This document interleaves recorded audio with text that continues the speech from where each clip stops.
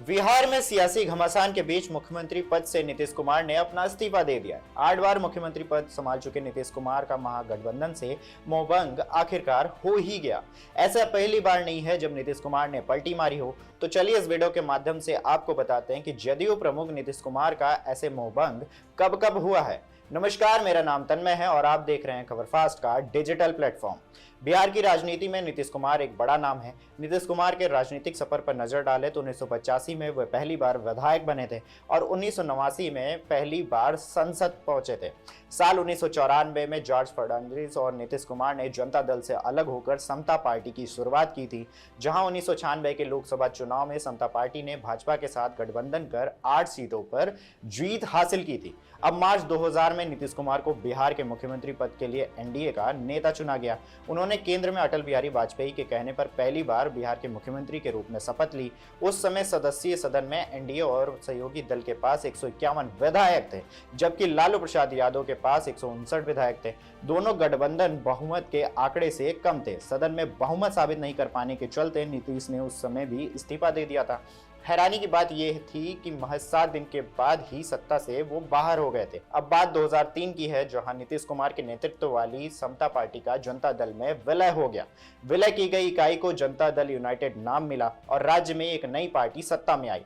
2005 में बिहार में विधानसभा चुनाव हुए। इस चुनाव के लिए पहली बार भाजपा और जदयू को चुनावी सफलता मिली। इतना ही नहीं, 243 सदस्यीय विधानसभा में इस चुनाव में भाजपा ने 55 सीटें जबकि जदयू ने 28 सीटें जीती। राजद को नेतृत्व वाली यूपीए सरकार को हराने के बाद जदयू नेता नीतीश कुमार बिहार के मुख्यमंत्री का पदभार ग्रहण किया।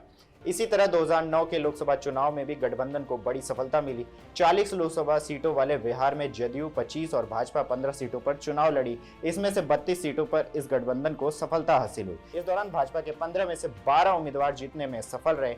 वहीं जदयू के 25 में से 20 उम्मीदवार जीतकर लोकसभा पहुंचे। साल 2010 में बिहार विधानसभा चुनाव हुए। भाजपा जदयू ने एक बार फिर एक साथ चुनाव लड़ा और जबरदस्त सफलता हासिल की। 243 सदस्यीय बिहार विधानसभा में भाजपा जदयू गठबंधन ने 206 सीटों पर जीत दर्ज की। इस जीत के साथ ही नीतीश एक बार फिर राज्य के मुख्यमंत्री बने। अब बात 2014 के लोकसभा चुनाव की। यहां आम चुनाव के लिए भाजपा ने अपनी चुनाव अभियान समिति का अध्यक्ष गुजरात के तत्कालीन मुख्यमंत्री नरेंद्र मोदी को चुना। इस फैसले के विरोध में नीतीश कुमार ने बिहार में भाजपा के साथ 17 साल पुराने गठबंधन से नाता तोड़ दिया था।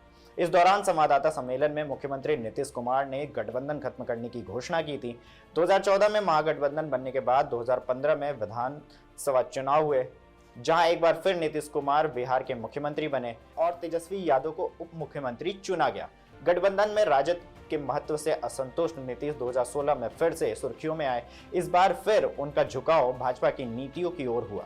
जुलाई 2017 में नीतीश कुमार ने 20 महीने पुराने महागठबंधन वाली सरकार को समाप्त करते हुए बिहार के मुख्यमंत्री के रूप में अपना इस्तीफा दे दिया। 27 जुलाई 2017 को उन्होंने फिर से भाजपा के समर्थन से बिहार के मुख्यमंत्री पद की शपथ ली। अब 2019 के लोकसभा चुनाव में भी जदयू और भाजपा साथ लड़े। इस दौरान बिहार की कुल 40 में से एनडीए ने 39 सीटें जीत ली, जहां भाजपा के 17 उम्मीदवार जीते तो जदयू के 16 प्रत्याशी विजयी हुए। इसके अलावा लोजपा की 6 सीटें जीती। 2020 विधानसभा चुनाव में भारतीय जनता पार्टी के साथ मिलकर नीतीश ने चुनाव लड़ा, जीत भी गए, लेकिन इस बार यह गठबंधन 2 बरस तक भी नहीं चला। नीतीश कुमार ने अगस्त 2022 में भारतीय जनता पार्टी पर यह इल्जाम लगाते हुए कि वो उसकी पार्टी को तोड़ रही है से इस्तीफा दे दिया और फिर राजद कांग्रेस के साथ मिलकर सरकार बना ली। तब नीतीश ने चिराग पासवान के जरिए जदयू को कमजोर करने की बात कही थी। जाहिर सी बात है कि उनका इशारा चिराग के जरिए बीजेपी की ओर था। अब नीतीश ने आज फिर से ये कहते हुए कि महागठबंधन की स्थिति ठीक नहीं है और इंडिया गठबंधन में काम नहीं हो रहा है, अपने पद से इस्तीफा दे दिया। ये जानकारी आपको कैसी लगी, हमें कमेंट बॉक्स में जरूर बताएं। देश दुनिया की तमाम खबरों के लिए देखते रहें खबर फास्ट का डिजिटल प्लेटफॉर्म।